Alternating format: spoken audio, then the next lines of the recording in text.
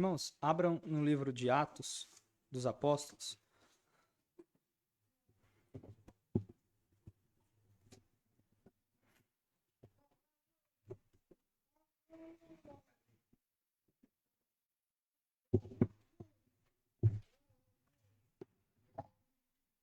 Capítulo 2.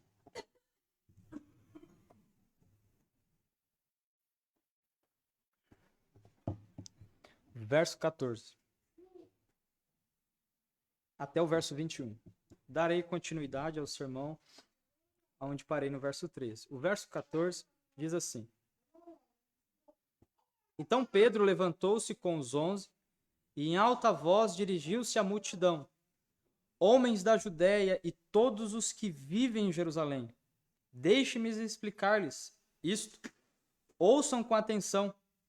Estes homens não estão bêbados como vocês supõem. Ainda são 9 horas da manhã. Ao contrário, isto é o que foi predito pelo profeta Joel.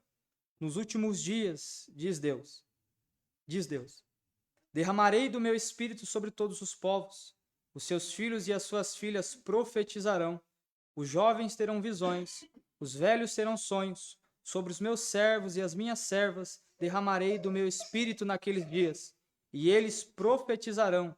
Mostrarei maravilhas em cima no céu e sinais embaixo na terra, sangue, fogo e nuvens de fumaça. O sol se tornará em trevas e a lua em sangue, antes que venha o grande e glorioso dia do Senhor. E todo aquele que invocar o nome do Senhor será salvo. Oremos. Santo Deus, Pai, mais uma vez eu rogo a tua graça e a misericórdia, Senhor, sobre nossas vidas. Eu peço que o Senhor me ajude, ó Deus Santo, a comunicar a tua palavra com temor e tremor e com ousadia, Senhor, no poder do teu Santo Espírito. Eu peço que o Senhor também capacite aos meus irmãos a compreenderem a tua palavra, me conceda graça para falar também de maneira fácil ao Senhor. Que o teu Santo Espírito age em tua igreja santificando-nos, exortando-nos, Senhor, animando e edificando-nos, Senhor. Assim oro, no nome do teu Filho Jesus Cristo. Amém. Irmãos, os irmãos bem sabem onde eu parei na última pregação, foi no verso 13, onde nós encontramos alguns zombadores do ato magnífico que acontece ali no dia de Pentecostes. E eu quero introduzir com os irmãos a mensagem, quero que os irmãos vejam o propósito de tudo que está acontecendo.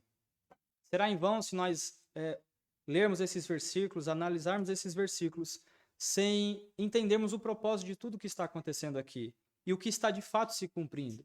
O verso 8 do capítulo 1, ele nos dá uma dica do que está ocorrendo aqui, quando Lucas diz, no verso 8 do capítulo 1, Mas receberão poder quando o Espírito Santo descer sobre vocês, e serão minhas testemunhas em Jerusalém e em toda a Judéia, Samaria e até os confins da terra. Eu começo com essa introdução, introduzindo que o propósito do que está acontecendo aqui, o que de fato está acontecendo aqui nesse ato, a qual nós iremos ler, analisar e expor, é o cumprimento do derramamento do Espírito Santo sobre a igreja, inaugurando a igreja de Cristo. A promessa de Cristo feita, que Lucas relata no versículo 8, é de que o próprio Deus derramaria sobre o seu povo, formando a igreja a partir dali, o seu espírito. E não limitando somente aos judeus, como vimos na pregação passada e na passagem passada. Deus não limitou a sua graça, o seu poder e o seu espírito somente ao povo judeu. Sabemos quem estava ali, eram judeus e judeus vindo de outras nações. Sabemos e ouvimos que o milagre que ocorreu ali, o falar em línguas ali, foi o falar nas línguas estrangeiras, no dialeto daquele povo que veio no dia de Pentecoste. Um povo que estava ali para comemorar a festa do tabernáculo, um povo que estava ali para comemorar a Páscoa e, por consequência, comemorar também 50 dias depois o grande dia de Pentecoste. E eles ficaram ali e aqueles homens presenciaram da parte de Deus. Homens, 120 para ser mais exato, galileus, homens humildes, sendo cheios do Espírito Santo. Deus cumprindo, inaugurando a sua grande promessa de que inauguraria a sua igreja, de que promoveria a sua igreja. Cristo, então, ele cumpre o que ele prometeu. Tá? Então, eu introduzo assim, e eu quero já ir com os irmãos, antes ler o verso 12 e o verso 13, para que possamos entender o porquê Pedro vai pregar o que ele irá pregar. Nós terminamos assim, o verso 12 diz que, atônitos e perplexos, todos perguntavam uns aos outros: o que significa isto? E eles questionavam o ato de falar em línguas e aquele som maravilhoso que ocorria ali. E o verso 13 diz: alguns, todavia, zombavam deles e diziam: eles beberam vinho demais. Ou, dependendo da tradução, vinho doce, que remeteria ao vinho alcoólico, à bebida alcoólica. E Pedro aqui, então, ele vai se levantar para refutar, para mostrar que o que está acontecendo ali de fato não é bebida alcoólica, eles não estão bêbados, ele vai mostrar naquelas pessoas que o que de fato está acontecendo ali é a manifestação da promessa de Deus se cumprindo. É o poder de Deus sendo visto. É a graça de Deus sobre aqueles galileus, inaugurando assim, então, a igreja de Cristo. Tá? O verso 14, eu quero começar, ele diz assim: então Pedro levantou-se com os 11 e em alta voz dirigiu-se à multidão: homens da Judéia e todos os que vivem em Jerusalém, deixe-me explicar-lhes isto. Ouçam com atenção. Bom, primeiro ponto que nós podemos destacar aqui no verso 14 é aquilo que os teólogos eles estão de acordo com isso, que é a liderança de Pedro. Eles destacam, e nós vemos que o texto destaca isso, a grande liderança de Pedro que se levanta entre os 12 e entre os discípulos para então refutar o questionamento de pessoas que não criam em Deus. Primeiro ponto, porque então Pedro levantou-se com os 11. Primeiro ponto, liderança de Pedro. E algo que se destaca no texto, irmãos, quando o texto diz assim que com os 11 em alta voz ele se dirigiu à multidão, nós vemos que algo encoraja Pedro aqui. Pedro, ao se levantar como líder, ele se levanta somente como líder no intuito de pregar ali aqueles homens e anunciar o que de fato está acontecendo, porque ele é motivado por algo. E aqui já tem uma grande aplicação para nós. Os seus irmãos em Cristo. Ele não levanta sozinho.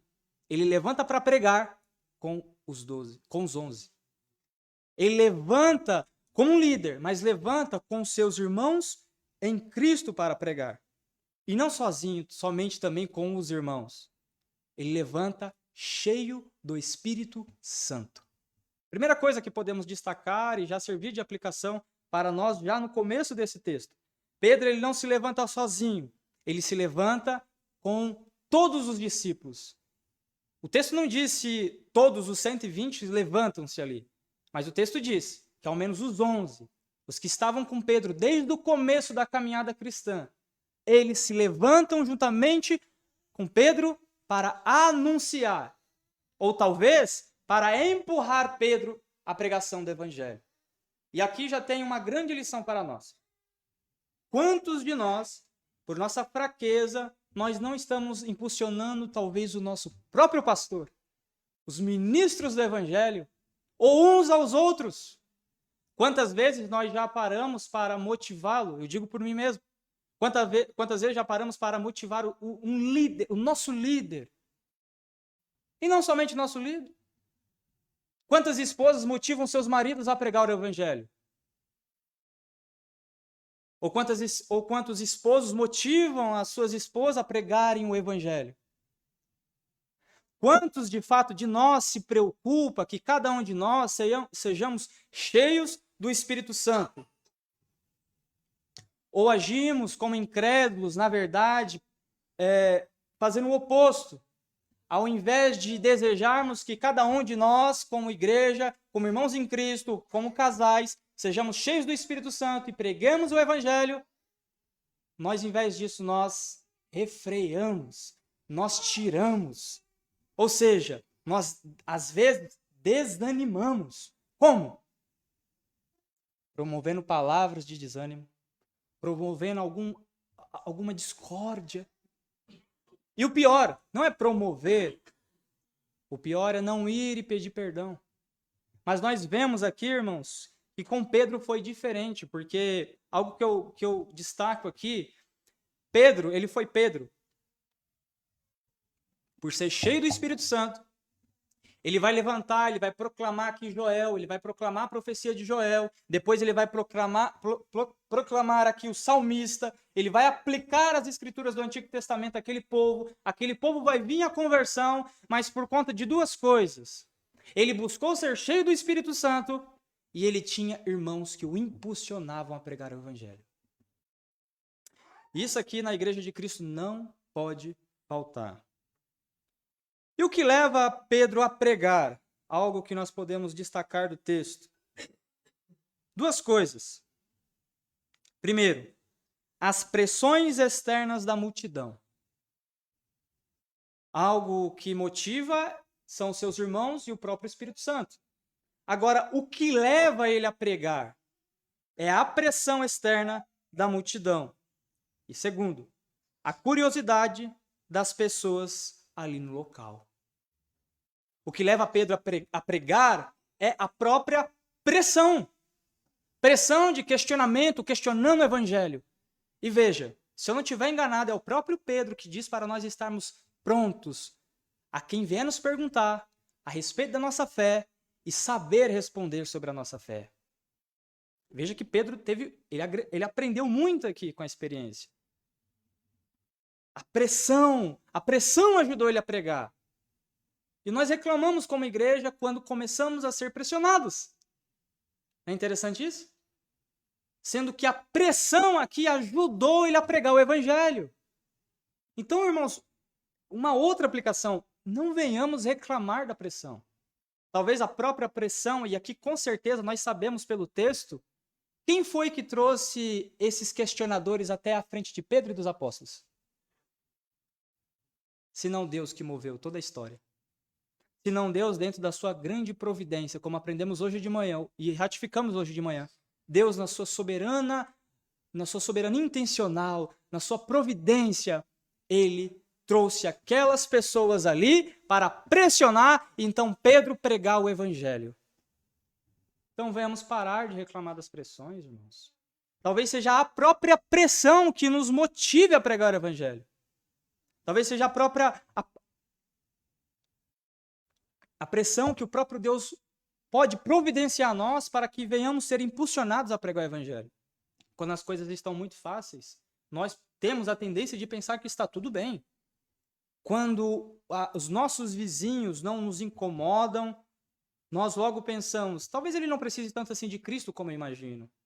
Quando eu não tenho tanta discórdia com a minha esposa, ou com o meu esposo, ou com os meus pais, ou com os meus irmãos, eu posso parar e pensar, talvez ele não precise tanto de Cristo assim. Talvez ele esteja bom, ele esteja num estado legal para com Deus. Então nós não pregamos a ele. Mas é interessante quando Deus ele nos coloca em pressões e nós vemos que o estado daquela pessoa está deplorável diante de Deus, então o que o nosso coração começa a criar através do Espírito Santo é misericórdia para aquela pessoa, se somos cristãos verdadeiros. A pressão, ela ocasiona isso.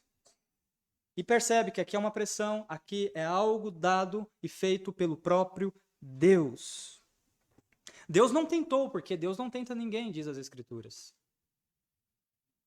Mas Deus pode muito bem, sim, colocar-nos na sua providência, em locais, em lugares, em meios, para que então, enfim, venhamos pregar o Evangelho. E é o que nós vemos, e é algo que eu posso destacar aqui no texto. É algo interessante aqui, no próprio versículo 14, que essa expressão aqui, levantou-se Pedro, segundo William Hendricks, ele diz que a ideia aqui é de encarar a multidão. Pedro, ele levanta e encara a multidão. Esse levantar-se não é a ideia de estar sentado, então se levanta. O texto em nenhum momento diz que eles estavam de fato sentados. Não que eu me lembre agora. Mas Isso não tem tanto problema se estivessem ou não sentados. Porque Deus não deixaria de enchê-los do Espírito Santo, sentados ou de pé. Mas o fato é que Pedro encara. Pedro, ele com ousadia, e ratifico, esse encarar a multidão, enfrentar a multidão, não é para bater neles, não é para xingá-los, não é para ofendê-los, não é para ofuscar a luz de Cristo que nós poderíamos promover com as nossas boas obras. Não. Mas ele se levanta, cheio do Espírito Santo e impulsionado pelos seus irmãos para pregar o Evangelho. E é o que nós aprendemos aqui no verso 14. E algo que nós aprendemos ainda no verso 14, uma segunda coisa, é sobre o discurso de Pedro. A quem ele está se dirigindo aqui? Vamos ler o verso 14 de novo? Então Pedro levantou-se com os 11 e em alta voz dirigiu-se à multidão: homens da Judéia e todos os que vivem em Jerusalém, deixe-me explicar-lhes isto. Então a quem ele se dirige? Os homens, os companheiros judeus, dependendo da tradução, ou ainda os varões, homens valorosos. Algo interessante, antes de eu explicar sobre esse verso aqui, corre os seus olhos ali no verso 22, quando ele diz assim: Israelitas, ouçam estas palavras, ou ainda, homem de Israel. Algo que eu destaco aqui no discurso de Pedro, ainda no verso 14, de complemento com o verso 22, é que primeiro Pedro chama eles de companheiros, dependendo da tradução. Pedro chama eles para perto. Ele não chega falando, seu pecador miserável. Não que tenha algum mal nisso. João Batista chamou o rei Herodes de adúltero, ele gritou e foi morto por isso. A ideia aqui é a doçura como ele está pregando o evangelho. E onde constantemente nós falhamos. Mas isso é destacado no verso 14, mas no verso 22, ele apela para a pretensa religiosidade deles. Ele apela para, olha como ele chama, israelitas, homens de Israel. Ele apela para o orgulho deles. Aqueles homens, eles tinham um grande orgulho de ser israelitas. E por fim, ele os chama de irmãos também, no verso 29. Olha o verso 29. Irmãos, posso dizer-lhes com franqueza. Pedro aqui, ele usa de 3 jargões durante todo o seu discurso. Chama ele de irmãos, companheiros ou varões. Depois apela para o orgulho deles. E depois, o fim é chamá-los de irmãos. Visando o quê? A conversão deles. Não que nós sabemos muito bem que nós não vamos chamar ímpios de irmãos. Nós não vamos aqui chamar ímpios de companheiros. Não é essa a ideia. Mas isso aqui que Lucas registrou está registrado. Está aqui nas Escrituras. E o que nós aprendemos com isso? Talvez nós podemos aprender como tratar as pessoas na proclamação do Evangelho. A como tratarmos as pessoas com a pregação do Evangelho. Que aprendamos com Pedro, ao chamá-los de irmãos. Claro que, com certeza, aqui tem algo a mais. Eles eram judeus. Pedro também era judeu. Eles eram irmãos judaicos nesse sentido também. Eles eram irmãos israelitas. E algo interessante que nós também vemos no texto aqui, irmãos, é que todos precisam de arrependimento, inclusive nós da igreja. Porque é o que ele diz. Exatamente isso. Homens ou varões da Judéia. Não somos nós, os crentes, que chamamos um ao outro de irmãos? Não somos nós que chamamos uns aos outros de varões ou companheiros? Então, é exatamente a esses a quem Pedro chama ao arrependimento. No final, é exatamente esses a quem Pedro vai chamá-los ao arrependimento. Pedro, aqui as Escrituras não excluem o fato de chamarmos ao arrependimento somente os ímpios, mas chamarmos também aqueles que estão próximos. Outro ponto, Pedro também ele não exclui as mulheres. Quando ele usa o termo aqui irmãos, alguém poderia questionar, né?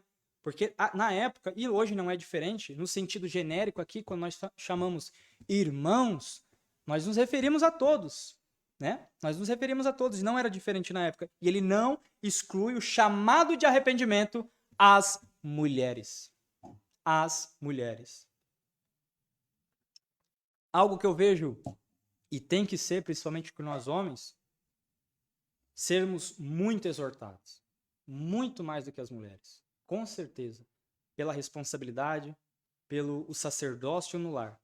Mas algo que eu vejo que Pedro não exclui, as Escrituras não excluem, é também o chamado arrependimento a todas as mulheres. As mulheres têm que ser chamadas também ao arrependimento. E Pedro aqui não exclui. E também, ele inclui também os homens. E por fim, ainda no verso 14, Pedro agora ele vai dizer algo. Dessa forma. Prestem atenção. Ou tenham muita atenção. Ou ouçam com atenção o que eu vou dizer agora. Pedro, antes de começar a falar a sua mensagem, o que ele irá pregar, ele dá uma pausa e diz: prestem atenção. Escutem com muita atenção agora o que eu irei dizer. Então ele começa o verso 15 e diz assim: estes homens não estão bêbados, como vocês supõem. Ainda são 9 horas da manhã. Algo que aprendemos aqui é que Pedro, ele refuta estes homens. Refutação é talvez o tema do verso 15. Estes homens não estão bêbados, como vocês supõem, ainda são apenas 9 horas da manhã. Pedro se levanta, impulsionado pelo Espírito, impulsionado pelos seus companheiros, irmãos em Cristo, os apóstolos, e diz a eles e refuta a eles o que eles estão dizendo é uma mentira e uma blasfêmia. Então Pedro, ele apela para algo muito inusitado. O bom senso. Pedro apela para o bom senso. Aqueles homens sabiam que aqueles homens não estavam bêbados. E eu vou deixar claro. Segundo o original aqui, o texto original, quando ele diz, a NVI traduz, é apenas 9 horas da manhã, há ainda quem diga, segundo Hendricks, por conta do tempo, talvez seria 8 horas da manhã, mas os teólogos comumente, as Bíblias, geralmente trazem 9 horas da manhã. Algo que vemos aqui é o seguinte. Era muito cedo, era sábado e era uma festividade religiosa. O que faltou àqueles homens a acusarem aqueles judeus galileus foi o bom senso. Eles sabiam, irmãos. Era sábado.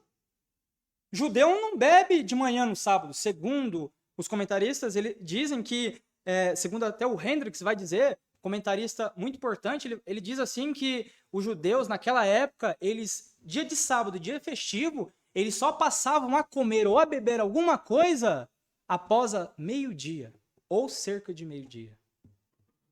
Era costume naquela época. O que aqueles homens de fato querem provocar, talvez seja ira no coração daqueles crentes. Quando eles zombam, quando eles se levantam, quando eles questionam a obra de Deus, é simplesmente impulsionados pelo pai deles, Satanás, para tentar, talvez, definhar a obra de Deus, só tentar, né? Ou talvez tentar desmotivar os apóstolos e dizer, vocês estão bêbados. Percebe? Isso é uma obra que não provém do Senhor. É uma obra totalmente carnal, totalmente maligna, e o que falta ali para eles é um grande bom senso. E por que aqueles homens não têm bom senso?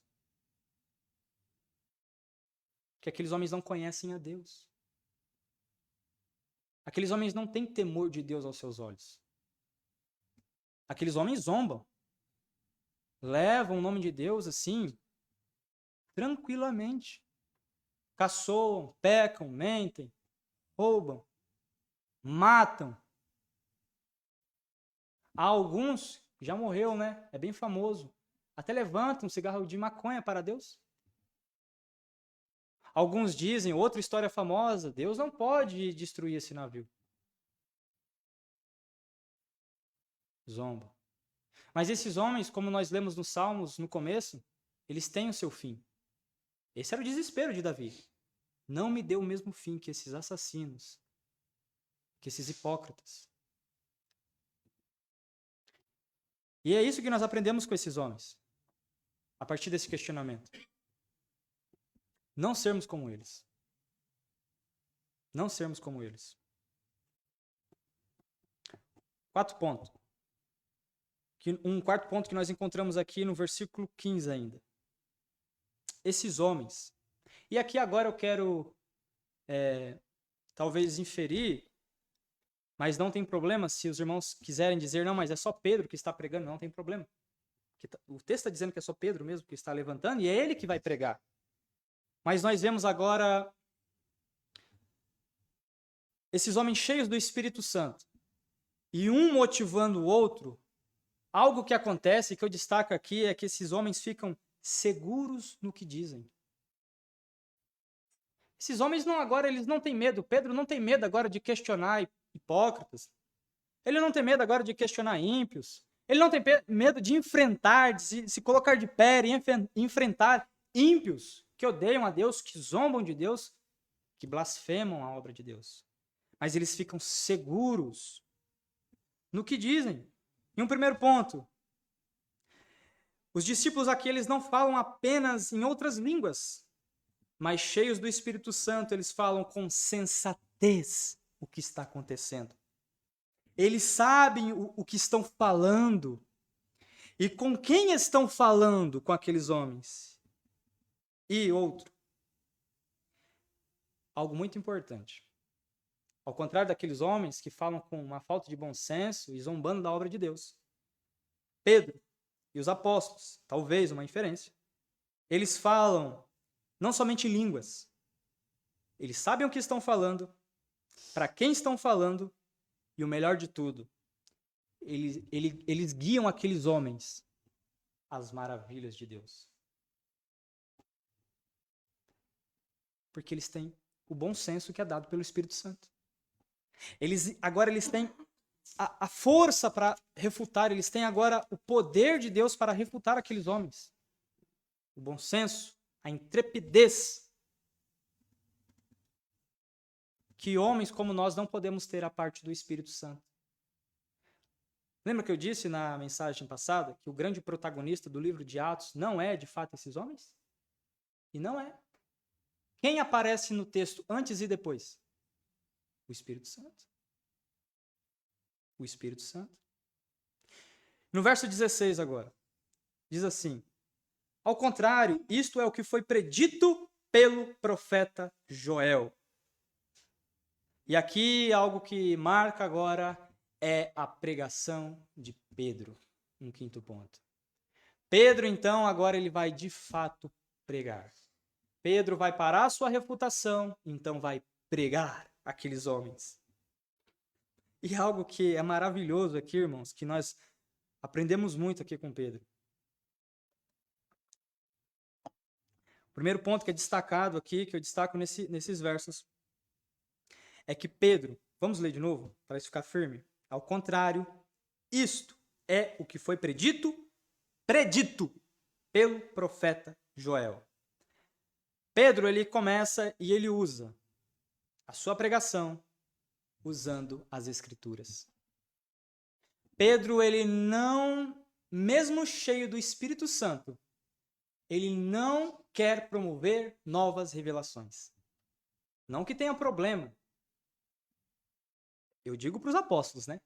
Porque João vai receber novas revelações posteriormente. Mas Pedro, ele é tão seguro no que ele vai dizer, não porque ele tem argumentos ou porque ele é bom no que ele faz, mas ele se pauta e ele vai dizer, ele vai citar e ele vai usar as Escrituras na sua pregação. Maravilhoso. E algo importante aqui, por que Pedro faz isso? Porque Pedro conviveu com Jesus. Pedro conviveu com Jesus e ele vai imitar o seu mestre aqui nesse ato. Abre lá em Lucas, capítulo 4, verso 14.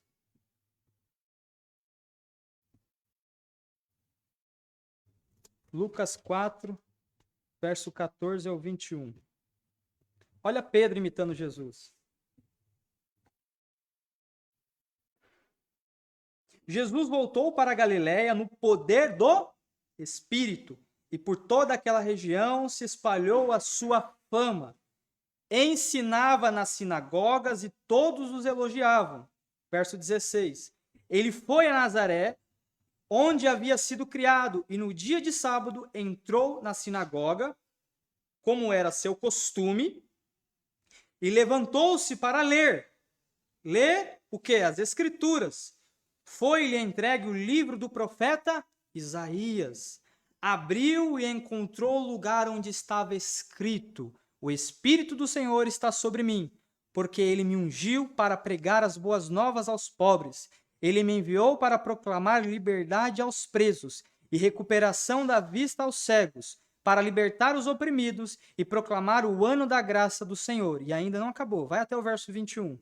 Então, verso 20, ele fechou o livro, devolveu ao assistente e assentou-se. Na sinagoga, todos tinham os olhos fitos nele. E ele começou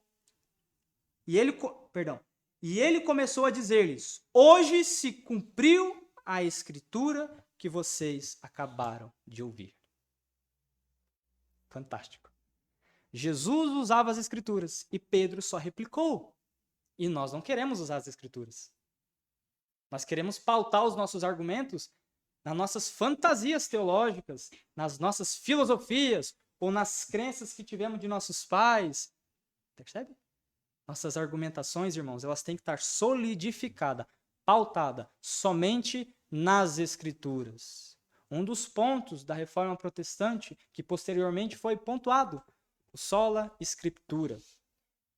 Jesus não era diferente, Pedro não era diferente, nós não devemos e não podemos ser diferentes. Por quê? Vocês leram, Jesus pegou o livro de Isaías, ele leu o livro de Isaías, ele explicou o livro de Isaías, então ele aplica como? O que eu acabei de ler se cumpre aqui e agora. E Pedro, ele não vai ser diferente, ele vai dizer: o que foi isto, o que está acontecendo aqui agora, e que vocês estão vendo, que vocês estão zombando, na verdade é cumprimento da Escritura, que foi dita pelo profeta Joel. Um outro ponto, na verdade, eu quero ler para os irmãos agora Joel, que antes de nós entrarmos aqui na própria proclamação aqui de Pedro, Joel 2, 28 ao 32, muito importante nós irmos já agora.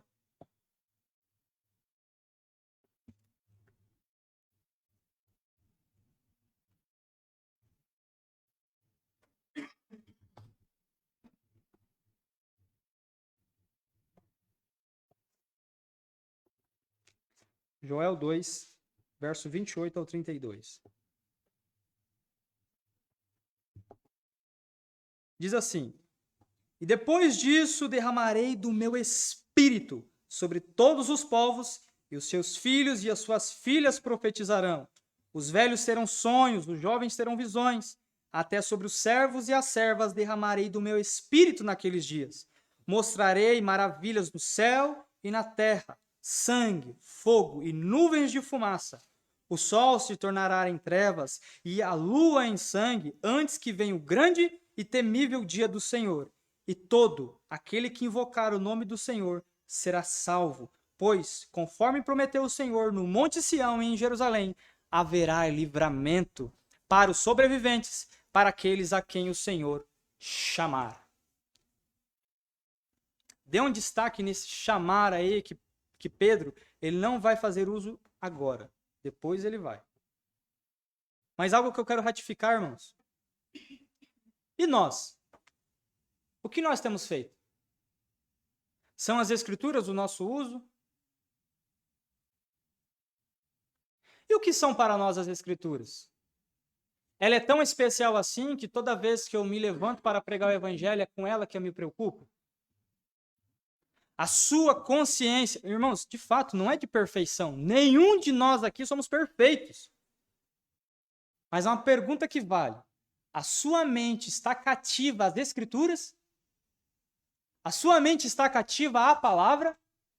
Você teme a Deus em pregar sem estar pautado nas Escrituras? Porque se você não teme, eu digo, você está à beira de um grande penhasco.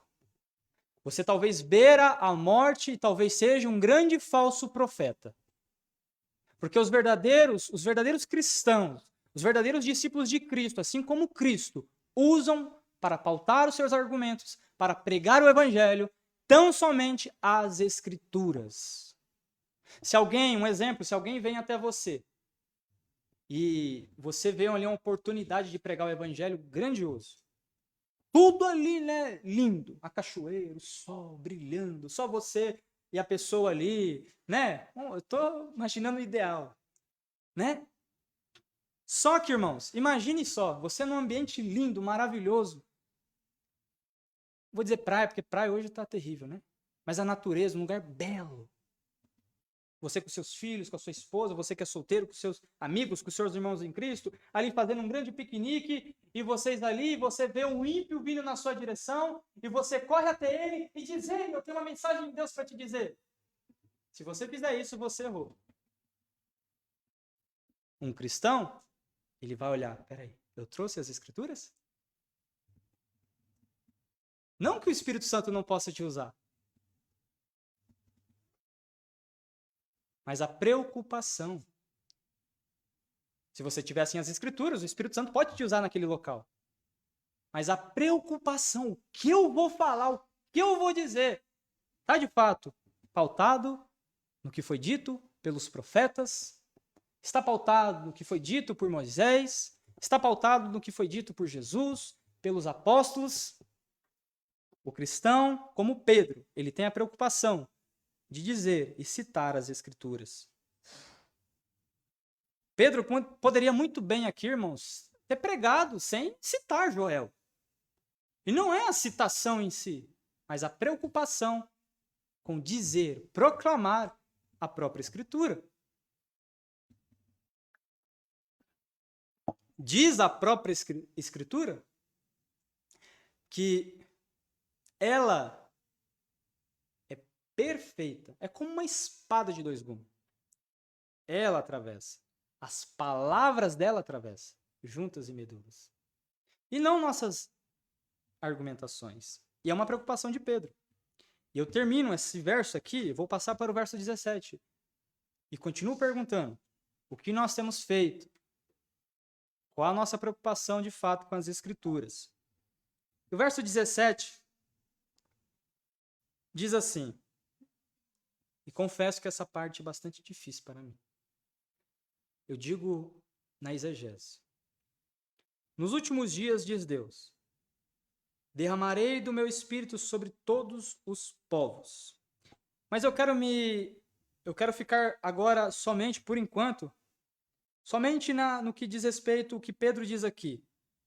Ele vai citar, ele vai falar sobre a profecia, ele vai dizer, nos últimos dias. Essa frase, ela se refere ao presente momento da redenção. O que significa que quando Pedro ele diz, nos últimos dias, replicando o que o profeta Joel disse, nos últimos dias. Esses últimos dias, e aqui que é a dificuldade do texto, e que fiquem tranquilos, eu não vou me posicionar, fechar escatologicamente, por questão de prudência. Mas nós podemos muito bem nos atentarmos ao que está escrito aqui e aprendermos muito do que está escrito aqui. Por que eu digo que deve ter prudência num texto como esse? Porque, de fato, o que está dito aqui está dito, que nos últimos dias. Agora a pergunta é, o que é esses últimos dias? Quando ele começa? Quando ele termina? O que Pedro quis dizer, o que Joel quis dizer com os últimos dias? Como Pedro, se ele está aplicando as Escrituras, como Pedro quis aplicar o texto de Joel exatamente aqui. O que ele quis dizer? Nos últimos dias, diz Deus, derramarei do meu espírito sobre todos os povos. Nós podemos ter, tem mais, mas 2 textos que podem nos ajudar. Hebreus 1:2, talvez já venha na memória de alguns irmãos. Estamos lendo Hebreus.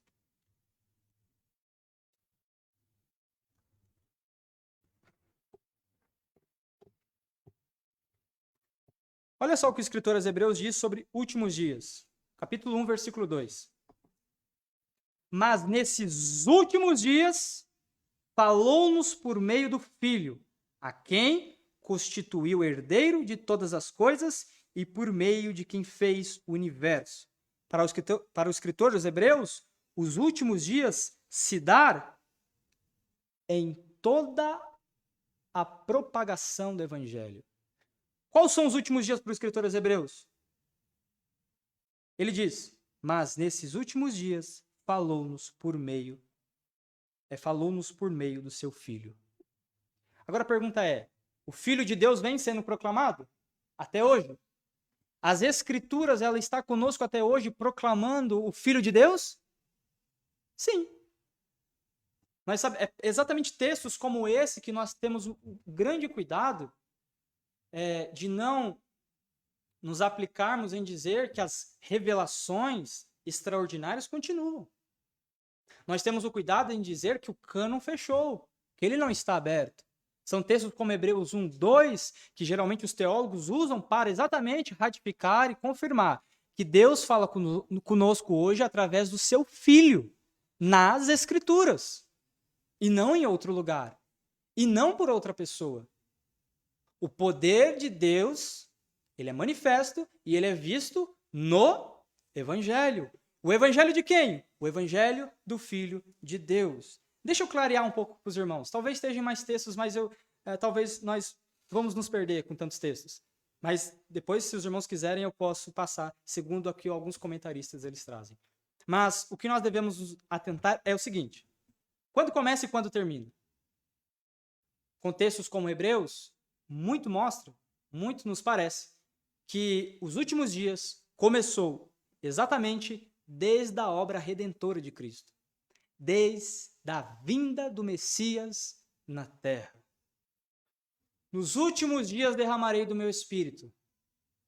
A descida do Filho de Deus. Isso se dá a confirmação agora com a pregação do apóstolo Pedro. Isto que está acontecendo é o que foi predito pelo profeta Joel.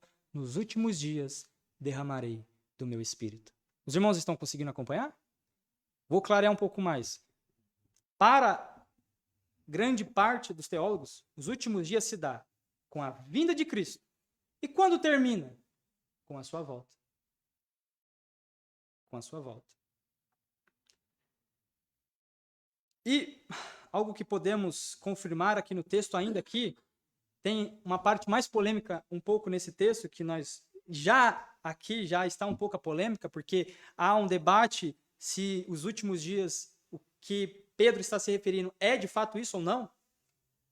Mas, irmãos, o que parece indicar com as Escrituras é isso. Por conta do decorrer do texto. Mas, mesmo assim, como eu disse, eu vou ser muito prudente em não confirmar. Porque isso aqui demanda uma escatologia fechada. Isso aqui demanda uma teologia bíblica sobre a escatologia totalmente fechada. Ou seja, eu tenho que ter aqui em mente que para me confirmar uma coisa ou outra do que Pedro está falando aqui, eu tenho que ter toda a escritura fechada na minha mente. Eu tenho que compreender todo o escopo teológico. E se eu não sei se todos os irmãos sabem, os melhores teólogos não se empenharam, ou não desafiaram, ou não se desafiaram em mesmo comentar Apocalipse, como o próprio João Calvino. João Calvino, ele se poupou a escrever Apocalipse. O temor a Deus em errar. Entende? Prudência, um texto como esse. A promessa aqui ainda no verso, o fato é, irmãos, para que os irmãos não tenham dúvida, os últimos dias veio. E outro fato, Jesus vai voltar. Ele diz que derramarei do meu espírito sobre todos os povos. Algo aqui que Pedro, com a sua pregação, aqueles judeus e aqueles zombadores, aos seus ouvintes, o que ele deixa aqui confirmado agora é algo também magnífico, que só é se dado pelo nascimento da igreja e pela proclamação do evangelho. A quem o evangelho alcançaria? Quem o Espírito Santo encheria? Quando ele diz, derramarei do meu Espírito sobre todos os povos. Quem são esses todos os povos? Quem são esses a quem o Espírito Santo encheria? Nós vamos ver com os versos decorrentes que são toda a classe de pessoas. Pobre, rico, toda idade, jovens, velhos, em qualquer lugar, tribo, língua e nação, e também sexo, homem e mulheres. Agora não tem limites para Deus, e nunca teve. Mas Deus aqui, através da instituição da igreja, pela confirmação da igreja, o derramamento, a confirmação da sua profecia sendo cumprida, ele não vai agora apenas restringir seu Espírito Santo a uma nação. Ele vai agora encher do seu Espírito todos os povos. E aqui, como o pastor pregou esses tempos atrás, estamos aqui, nós no Brasil, e conhecemos o Evangelho. E se conhecemos o Evangelho, se cremos no Evangelho, é porque o Espírito Santo foi derramado sobre nós. Não tenha dúvidas, irmãos. Se você crê no Evangelho, o Espírito Santo habita em você. Se você ama ao Senhor, o Espírito habita em você. Se você teme a Deus em cair, em pecar, o Espírito habita em você. Não sou eu quem diz isso, é a própria Escritura que testemunha isso. Aquele que diz que conhece a Deus, mas odeia o seu irmão, esse não conhece. As evidências estão aí, de quem conhece e quem não conhece. Mas quem causa isso, quem faz isso, quem produz isso nos indivíduos e na igreja, é o grande protagonista desse livro, o Espírito Santo. E sabemos, segundo João, capítulo 16, ele não veio por si mesmo, ou fala por si mesmo. O Espírito Santo veio para encher a igreja de Cristo. O Espírito Santo veio para encher a igreja do Evangelho. O Evangelho de João diz, no capítulo 16, quando ele vier, ele não falará de si mesmo, mas testificará de mim, diz Jesus Cristo. Ele encherá a sua igreja do Espírito Santo, ele promoverá aqui muitas nações, muitas línguas, tribos, classes de pessoas, jovens, crianças, velhos, adultos, sejam cheios do Espírito Santo. Para quê? Foi por isso que eu li e introduzi com o versículo 8 do capítulo 1. Para proclamarem o Evangelho com poder. Por que você acha que Deus salva uma criança? Para a glória dele. Para proclamar o Evangelho. Jovens estão incluídos aqui. E velhos também. Essa foi a primeira metade do verso 17.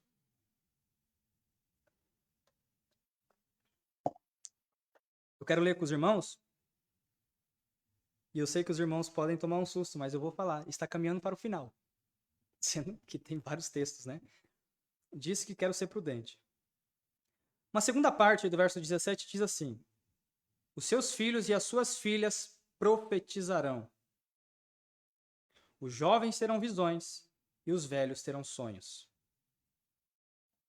Sobre os meus servos e as minhas servas, ou escravos, no original, derramarei do meu espírito naqueles dias. Vamos por parte. Os jovens terão visões e os velhos sonharão. É literal. Há comentaristas que se reprimem em dizer que profetizar aqui nesse texto seja a proclamação do Evangelho. Eu não tenho problema com isso. Espero que os irmãos também não tenham. Porque, de fato, pregar o Evangelho é profetizar as boas novas. Mas um texto como esse não nos impede de crer que naqueles dias lá, e As filhas de Filipe. Filipe tinha 3 filhas, se eu não estiver enganado. As 3 eram profetisas. As 3 profetizavam. E o que não lembrar, então, da igreja de Corinto? A confusão que ocorria lá por conta das próprias profecias. Agora, não é antibíblico dizer que essas profecias ocorreram. Agora, o que eu me pauto e onde eu dou uma pausa aqui é dizer, isso continua? Segundo a nossa própria confissão de fé, diz que não. E não por conta da nossa própria confissão de fé, pelas evidências. Pelas próprias evidências. O que é falado hoje, nós não vemos uma gota do que é registrado nas Escrituras. Nós não vemos promoção da glória de Deus nas visões que as pessoas têm. Nós não vemos promoções da glória de Deus nos sonhos que as pessoas têm. É tudo de si, para si, para si, para si. E para fulano, para fulano, para fulano, para fulano. Se os irmãos estudarem a história da igreja, os irmãos vão ver que de época em época aparecia aí uns profetas, umas profetisas, e nunca dava certo. E nunca deu certo. O que eu quero que os irmãos tenham em mente é que essas coisas aqui que Pedro está pregando, de fato ocorreram. Ocorreram, tá? Profetizarão e os jovens terão visões e os velhos terão sonhos. Sobre os meus servos, algo aqui que nós paramos e pensamos, mas por que isso no texto? Sobre os meus servos e as minhas servas. Escravos, eles eram colocados de lado, irmãos. Empregados, eles eram colocados de lado. Pessoas inferiores na vista dos judeus. Agora, as Escrituras diz até escravos seriam cheios do Espírito Santo. Paulo fala em Efésios, vocês aí que é escravo, não deixe de ser. Tu tá cheio de Cristo, filho. Fica aí. Não importa. Se o Espírito Santo habita em você. Percebe? De fato, não se limita agora o derramar do Espírito Santo. Atinge todas as classes. Os irmãos entenderam essa parte? Mostrarei, verso 19 diz, mostrarei maravilhas em cima no céu e sinais embaixo na terra, sangue, fogo e nuvens de fumaça. O sol se tornará em trevas e a lua em sangue antes que venha o grande e glorioso dia do Senhor. A primeira parte fala sobre os dons do Espírito Santo, metade do verso 17 até o verso 18. Verso 19 até o verso 20, agora vai falar sobre os sinais na natureza. Os sinais na natureza. E o que são esses sinais na natureza? O próprio texto diz: mostrarei maravilhas em cima no céu e sinais embaixo na terra, sangue. Sangue aqui diz respeito a sangue de guerras. Fogo, também fogo de guerras. E nuvens de fumaça também promovido por guerras, mortes, genocídios, guerras contra os cristãos, contra os crentes, contra a igreja de Cristo. E é aqui que eu quero, ao menos, dar alguma explicação para os irmãos sobre as duas posições teológicas. Mas também quero ser bastante prudente. Irmãos, como eu não vou fechar aqui a posição, existem duas opções bastante válidas, bíblicas, e que a nossa teologia pode caber. Que é sermos preteristas ou futuristas. Quem são os preteristas? O pastor até me mandou um grande material do A6 Pro, um preterista. Quem são os preteristas? Os preteristas são aqueles que olham para um texto como esse e diz que tudo se cumpriu. Mas não fiquem chocados. Os irmãos podem parar e pensar, mas como assim? O texto está falando sobre sangue, fogo, nuvens de fumaça, maravilhas no céu, na terra, a lua em sangue, o sol em trevas. Os preteristas, como A6 Pro, por exemplo, um grande teólogo que morreu recentemente, ele faz uso de um grande historiador que também nós já ouvimos falar, Flávio Joséfo. Flávio Joséfo, ele escreve um livro chamado Guerra dos Judeus. E nesse livro, Guerra dos Judeus, ele vai descrever algo que aconteceu entre a década de 60 e 70 depois de Cristo. E o que está registrado nesse livro de Joséfo? Nesse livro de Joséfo está registrado que, em meio à guerra e à destruição do templo de Jerusalém, lembra de Mateus 24? Os discípulos, estava conversando com o Felipe sobre isso hoje à tarde, eles fazem duas perguntas para Jesus lá no texto. Eles saem e mostra para Jesus, olha, esse templo, que maravilhoso. E Jesus diz, então, vocês estão vendo? Não sobrará pedra sobre pedra aqui. Quando que isso se cumpre? Isso se cumpre na década de 70. Joséfo registra essa destruição.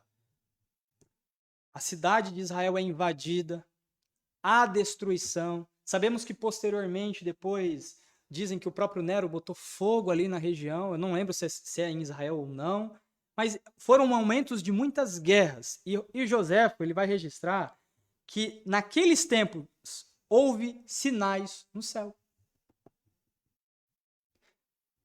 E esses sinais que ele escreve, eu não escrevi aqui, mas se os irmãos quiserem, depois eu posso mandar o material.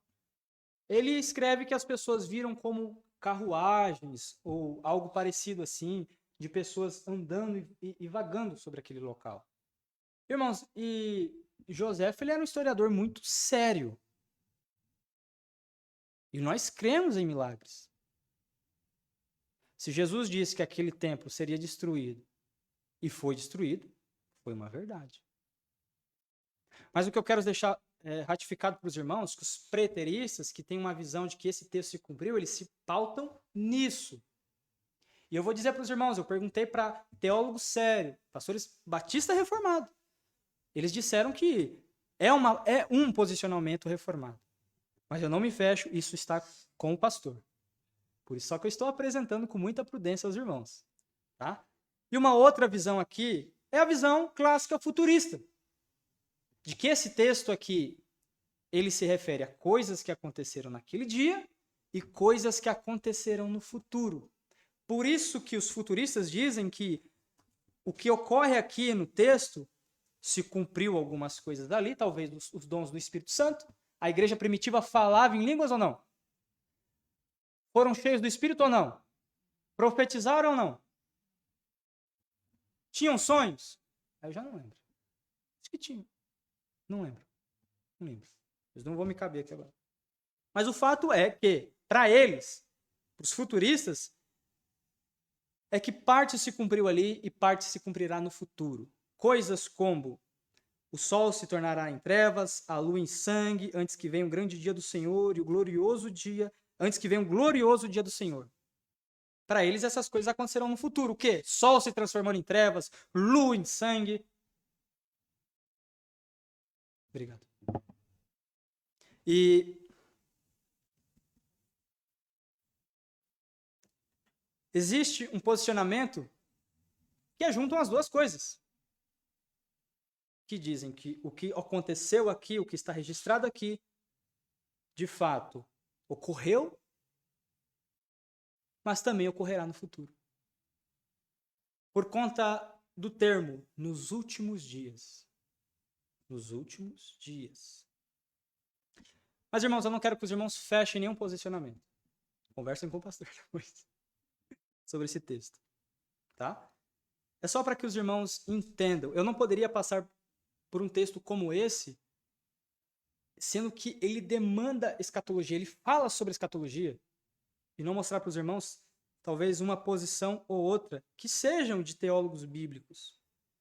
Mas algo interessante, e que nós vamos aprender agora, e por fim eu estou caminhando ao final, no verso 21, ele diz: e todo aquele que invocar o nome do Senhor será salvo. Porque no verso 20, ele termina assim: o sol se tornará em trevas, a lua em sangue, antes que venha um grande e glorioso dia do Senhor. Qual é esse grande e glorioso dia do Senhor? O fim dos tempos. O fim dos tempos. Tá? Existe também aqui os preteristas, em Mateus 24, eles fazem o seguinte. Mateus 24, Jesus, ele tem um texto polêmico lá. É o texto, Mateus 24, verso 34. Vamos lá, só para os irmãos entenderem sobre esse último dia também.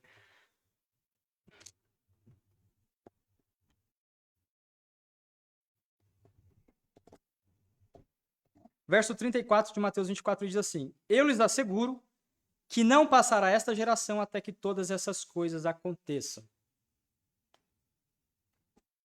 E se os irmãos voltarem um pouquinho antes, no verso 29 diz assim, do capítulo 24 de Mateus: Imediatamente após a tribulação daqueles dias, o sol escurecerá, e a lua não dará sua luz, e as estrelas cairão do céu, e os poderes celestes serão abalados.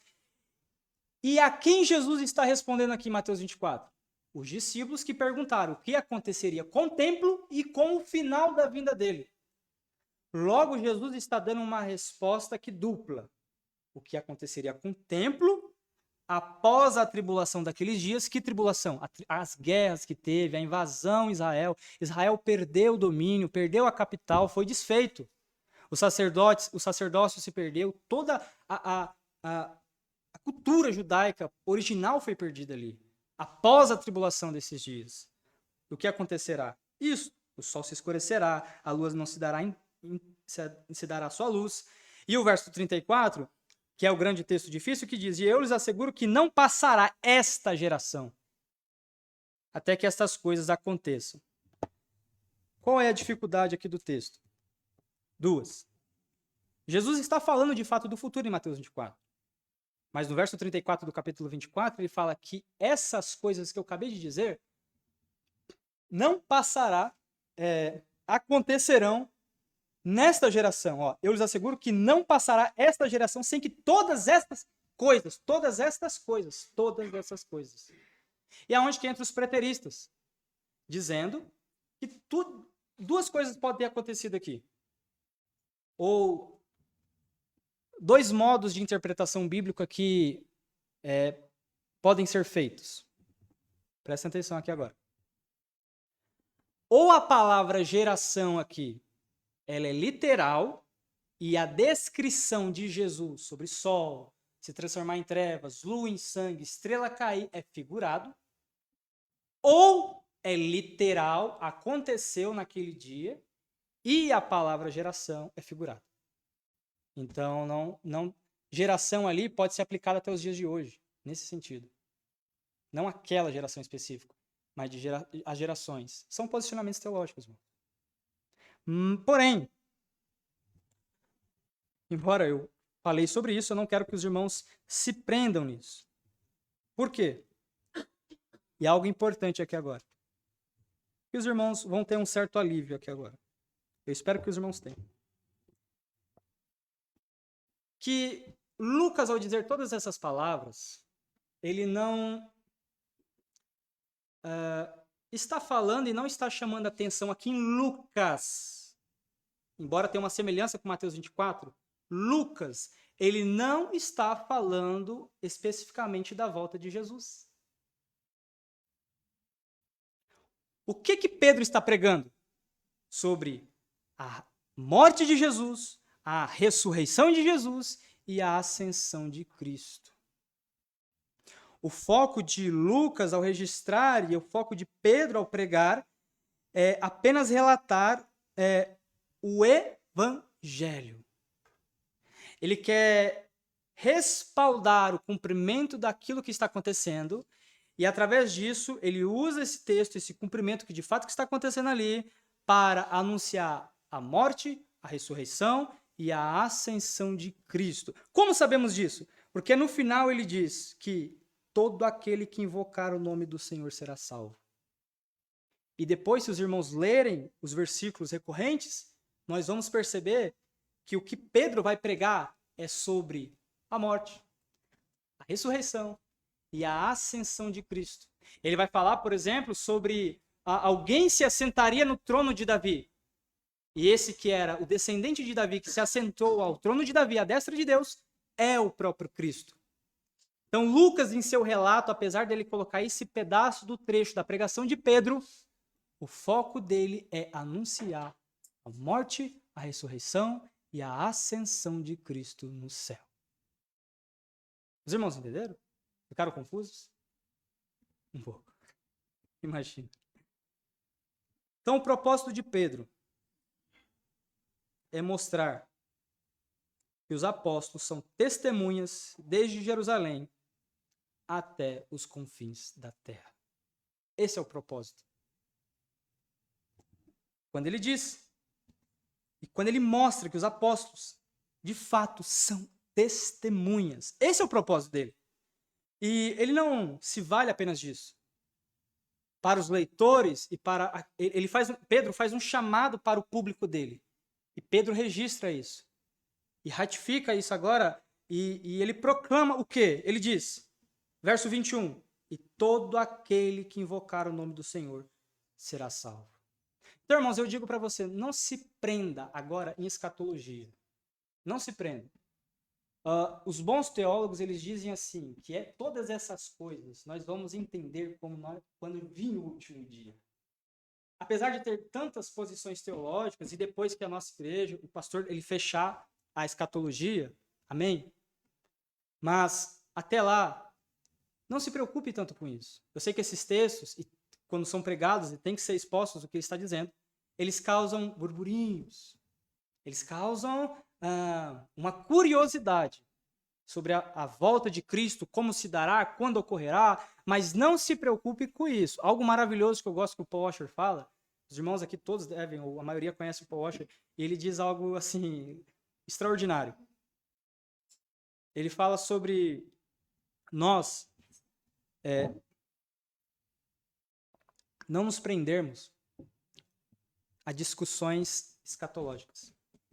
Mas a nossa preocupação tem que ser com o Evangelho e a proclamação do Evangelho. Como também o Augusto Nicodemos sempre diz nos seus vídeos sobre escatologia. O pré-milenista vai olhar para o amilenista, e o pré-tribulacionista vai olhar para o pós-tribulacionista, e um vai olhar para o outro, o preterista para o futurista, e vão dizer, olha, eu tinha razão. É claro que não todos vão ter razão, mas é uma forma de demonstrar que o importante é a proclamação do Evangelho. Que os últimos dias veio, as Escrituras estão dizendo que veio. Que nós estamos nos últimos dias, Paulo ratifica, ele diz que nos últimos dias, se eu não estiver enganado, nossa segunda carta a Timóteo, sobrevirão tempos difíceis. Nos últimos dias, as Escrituras falam dos últimos dias. E nós, de fato, irmãos, estamos naquilo que nós podemos chamar de nos últimos dias. E um chamado para nós que estamos nos últimos dias é invocar o nome do Senhor. E então por ele ser salvo. Tudo que importará no final. Estamos aqui falando sobre as providências de Deus, o que ele fará, o poder, a soberania, ele controlando a natureza, ele dando dons espirituais. Mas no final, o que importa, a pregação de Pedro, e ele fecha assim, claro que ele vai continuar, mas aqui nesses versos invoque o nome do Senhor e seja salvo. Invoque o nome do Senhor e seja salvo. E eu concluo com isso, irmãos. Nós que ouvimos essa mensagem, vocês que estão sentados aí, e o Senhor falou ao seu coração. E há pecados, há dúvidas, há talvez desespero. Invoque o nome do Senhor e seja salvo. Tanto como crentes como descrentes, os crentes estão em Cristo e estão salvos. Mas se está fraco, clame o nome do Senhor. E você que não conhece ainda Cristo e não se arrependeu, se arrependa hoje. Os escritores aos Hebreus, ele diz para darmos ouvido e não endurecemos o nosso coração enquanto o dia se chama hoje, enquanto ainda há tempo. Invoque o nome do Senhor antes que venha o último dia, o glorioso dia do Senhor, onde ele julgará tribos, línguas, nações, todos os povos, crianças, velhos, adultos. Ninguém escapará das mãos do Senhor. E terrível coisa é cair na mão do Deus vivo. Né, irmãos? Termina assim essa mensagem.